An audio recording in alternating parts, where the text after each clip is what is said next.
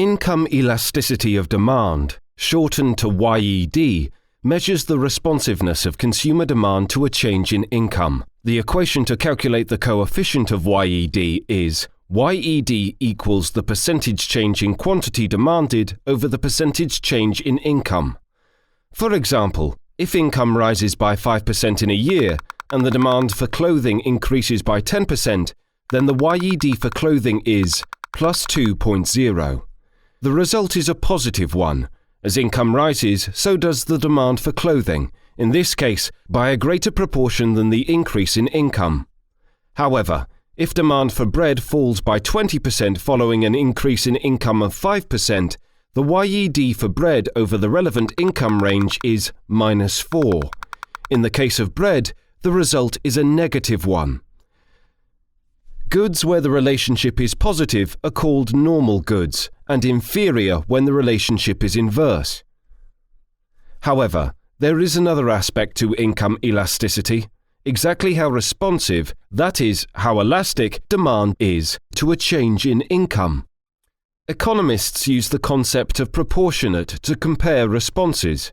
For example, if the demand for a product changes in exactly the same proportion as income changes, then the result is proportionate, and YED will equal 1. If it does, then YED is said to be unitary. When the coefficient is less than 1, the YED is inelastic, and when it is greater than 1, it is elastic. So, in the case of both clothing and bread, YED is elastic, which means there is a greater proportionate response in demand to the change in income. Both goods are elastic despite having different signs. It is therefore possible to have both elastic and inelastic normal and inferior goods.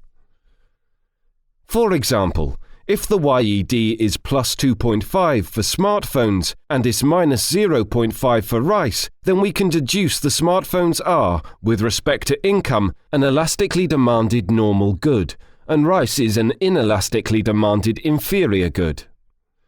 Income elasticity can be visualized through Engel curves.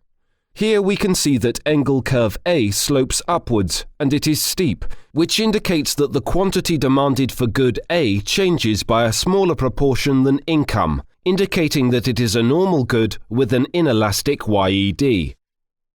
Engel curve B also slopes upward, indicating it is a normal good, but the gradient is much flatter, indicating that the quantity demanded of good B changes by a greater proportion than income. Hence, YED is elastic. In this case, the good is not only normal, but is considered to be a luxury good. Finally, with Engel curve C, the gradient is downward sloping, indicating that the relationship between income and quantity demanded is inverse, and the good is an inferior good.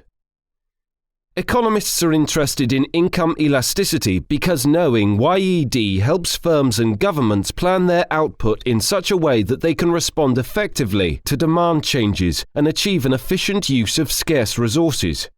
For example, if a US firm produces a product to be sold in 2 countries, Germany and Japan, and its market research suggests that the YED in Germany is 2.2 and in Japan is 0.5, then the firm can predict sales following changes in consumer incomes in Germany and Japan. For example, if incomes are forecast to rise by 4% in Germany and by only 2% in Japan, then demand in Germany will increase by 8.8% and in Japan by only 1%. This is highly significant, and the firm can target more resources to the growing market in Germany. Similarly, governments will take into account YED for public goods and merit goods. For example, if the YED for motor vehicles is 3.5 and for cycles is 0.2, then, as national income grows, demand for road space will grow, with demands for roads increasing more than for cycle lanes. Using these figures, we can predict that an increase in a country's income of 2% will lead to a 7% increase in demand for motor vehicles and just a 0.4% increase in demand for cycles. This information, along with YED data for a whole range of transport forms, can help shape a government's transport policy. Clearly, Information on YED is very useful in that it helps solve the problem of information failure and enables firms and governments to make more rational decisions about the best way to allocate scarce resources to competing uses. To see more videos, go to www.economicsonline.co.uk.